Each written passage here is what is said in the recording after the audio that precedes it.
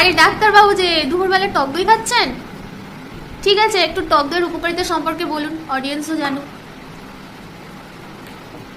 দেখো, টক দই খুব ভালো জিনিস কিন্তু, বিশেষ করে এই গরমে যদি টক দই খেতে পারেন তাহলে সব থেকে বেটার হয়।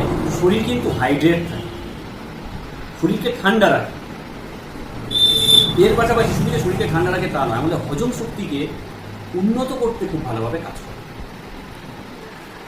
কেন নাই, টক দইয়ের মধ্যে প্রচুর পরিমাণে প্রোবায়োটিক পাওয়া যায়। এই প্রোবায়োটিকগুলোই আমাদের অন্ত্রকে বা ইন্টেস্টাইনকে খুব ভালো রাখে। এই জন্য দেখবেন যারা লুজ মোশন হয় বা যাদের পেটের সমস্যা হয় তাদের দেখবেন প্রোবায়োটিক্স বা ল্যাক্টোব্যাসিলাস ট্যাবলেট দেওয়া হয়, যেটা অন্ত্রের উন্নত করতে ভালো কাজ করে। সেই একই জিনিস কিন্তু টক দই, তাই টক দইটা কিন্তু খুব উপকার। এছাড়া এর পাশাপাশি স্কিনের উজ্জ্বলতা বাড়াতে কিন্তু টক দই খুব ভালোভাবে কাজ করে।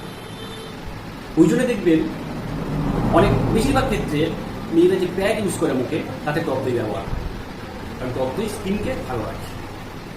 এর পাশাপাশি ইমিউনিটি ক্ষমতা যাদের দুর্বল বা কম, তাদের ইমিউনিটিকে স্ট্রং করতে টক দই খাওয়াটা খুব জরুরি।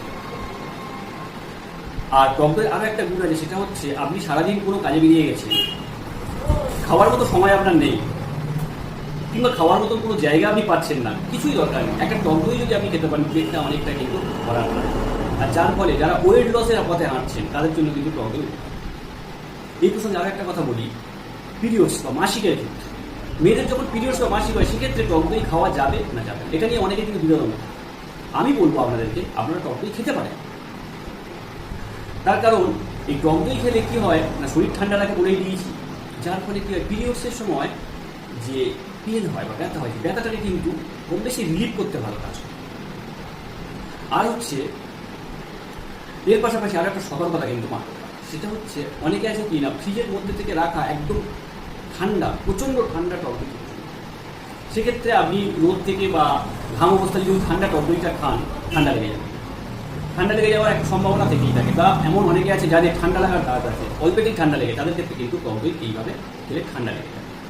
তো এই বিষয়টা কিন্তু সতর্ক থাকতে হবে। আদারওয়াইজ হার্টকে ভালো রাখবে। যাদের কোলেস্টেরলের সমস্যা আছে, এই কোলেস্টেরলকে কিন্তু কন্ট্রোলে রাখতে পারি টক দই। তবে সেক্ষেত্রে টক দইটা কিন্তু প্রত্যেক দিন একটা নির্দিষ্ট পরিমাণের খেতে হবে, অল্প পরিমাণে হলেও প্রত্যেক দিন খেতে হবে, তাহলে কিন্তু কোলেস্টেরলকে কন্ট্রোলে রাখবে। এর ছাড়া আরো অনেক গুণ আছে, এগুলো মেজরিটি গুণ যেগুলো বলে দিলাম। তো ভিডিওটা ভালো লাগলে কিন্তু অবশ্যই শেয়ার করুন। আর এই গরমে প্রত্যেকে কম বেশি টক দই খাওয়ার চেষ্টা করুন।